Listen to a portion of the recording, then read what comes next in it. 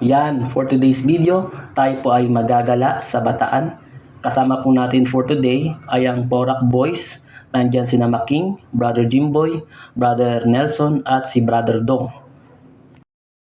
So salamat nga pala sa kanilang mga asawa at sila ay pinayagan upang gumala ngayong araw at mag-enjoy at para magkaroon ng time para sa kanilang mga sarili na sila ay makapag-relax. Kung ibang asawa yan, siguro naggalit na yan o naghinala na. Iba talaga pag ang asawa mo ay Kristiyano. Hindi lang may tiwala kay Kristo, meron din siyang tiwala sa iyo. Kaya sa mga boys dyan, kung gusto nyo magkaasawa, maganda yung may pananampalataya at may takot sa Diyos para hindi magulo ang inyong buhay. Dahil ang Panginoon ang siyang magiging sentro sa inyong pagsasama. Hindi naman masama ang mag-enjoy at mag-relax kung paminsan-minsan, lalo na kung ang kasama mo ay mga kapwa mo Kristiyano.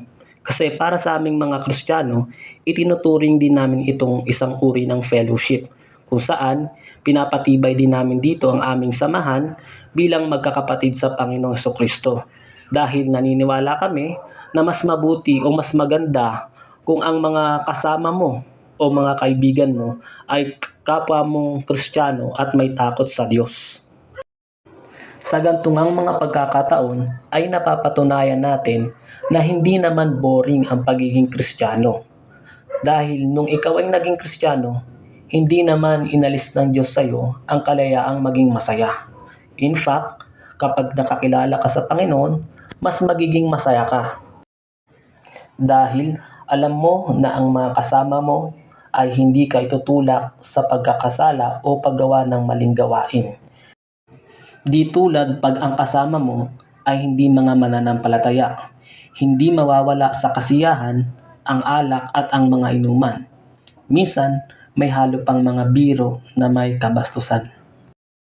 Tapos, pag uwi mo ng bahay, magagalit si Mrs. dahil yung sinweldo mo ay naubos doon sa inuman at sa iyong mga barkada.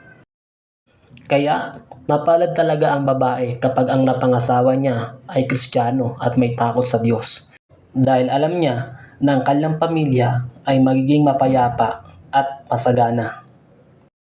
Siya nga pala, panandalian kaming huminto at nagpahinga upang mag-almusal muna. So kumain kami ng lugaw, ng pansit at ng lomi para may laman ng aming tiyan bago kami magpatuloy sa aming biyahe.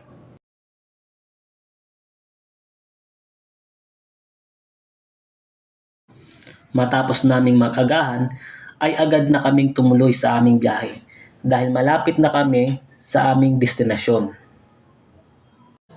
Pare-pareho din kaming excited na makaligo na ng dagat. Siya nga pala nakalimutan kong sabihin na ang aming pupuntahan ay sa Morong, Bataan, kung saan ayon sa aking mga kasama ay meron doong dating beach resort na libre lang maligo at wala kang babayaran.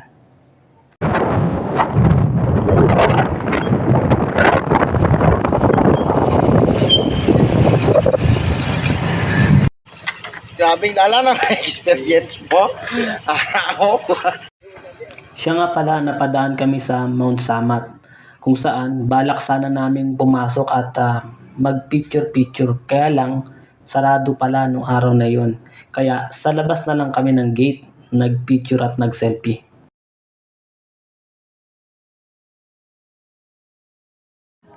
Pagkatapos naming magpa-picture sa harap ng gate ng Mount Samat, ay agad na kaming dumiretso sa aming biyahe.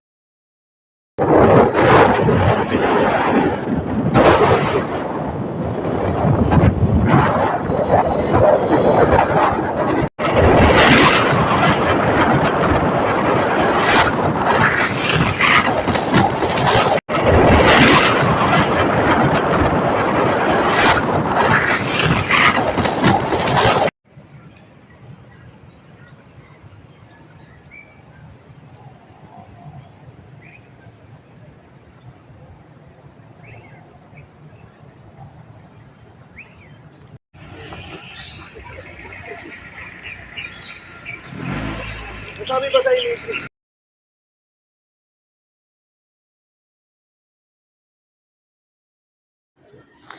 At ayan na nga, nakarating na kami sa aming destinasyon. Sulit din ang 3 oras namin na biyahe matapos naming masilayan ang ganda ng kalikasan at ng karagatan.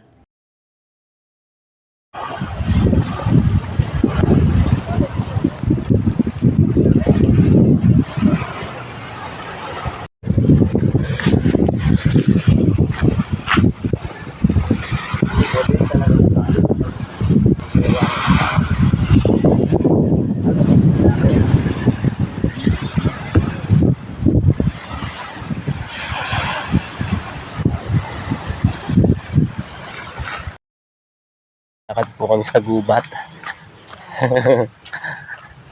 At naghahanap kami ng puno ng saging para meron kami makukuha na dahon ng saging, isang aming magsisilbing plato.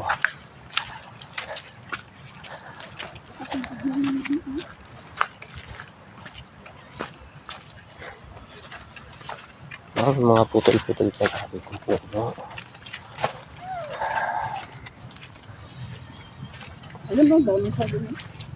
Ay, yung ano, yun.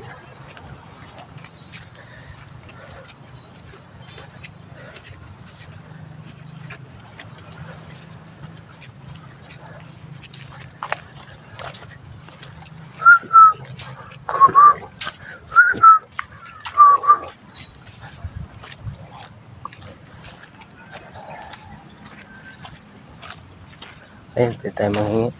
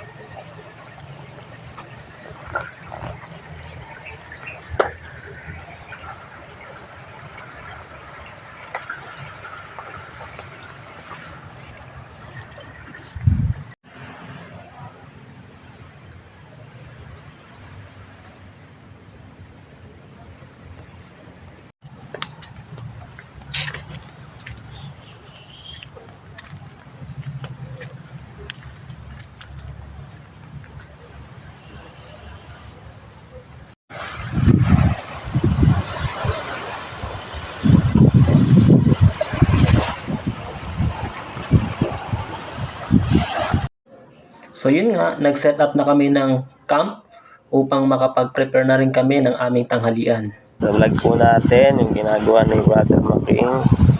Okay. Siya po ay naghihiwa ng kamatis. Wala kaming dalang kutsilyo, kaya ganyan na po ginagawa niya. Hindi pa yata yung nanugasan mo. Hugasan pa isda? Hugasan lang. Pwede mo naman di hugasan. Hugasan mo sa tubig.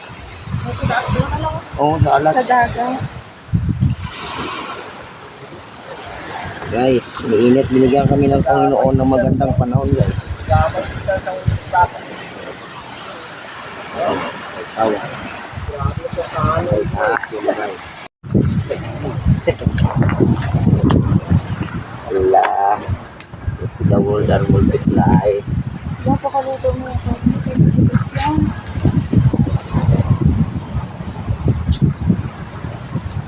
Oh, langaw. Guys, kayo dyan.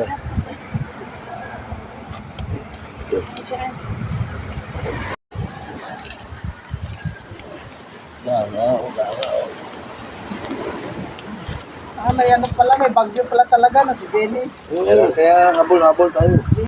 Siya nga pala, salamat sa aming mahusay na cook na si Brother Making sa kanyang paghanda ng aming kakaining tanghalian.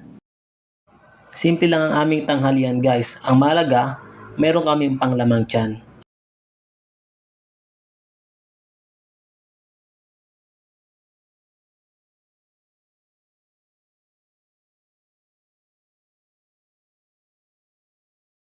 Siyempre, pagkatapos namin kumain, diretso na kami ligo ng dagat. Kasi yun naman talaga ang pinunta namin dito, ang mag-enjoy at maligo sa dagat. So kung napapansin nyo, medyo makulimlim ang kalangitan.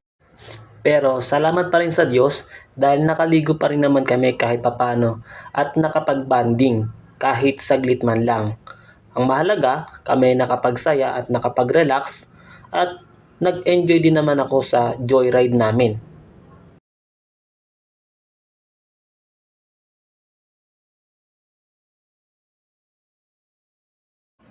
Pero syempre, hindi mawala ang pictures at selfie.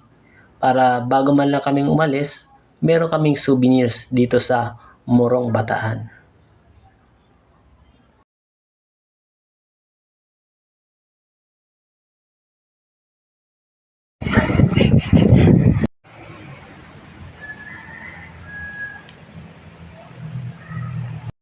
Salamat sa inyong panonood sa aking vlog. Hanggang sa muli, paalam! Siya nga pala, kung bago ka lang dito sa aking YouTube channel, maaari bang pakihit ang subscribe button para sa mas marami pang mga video at travel content in the future. Salamat!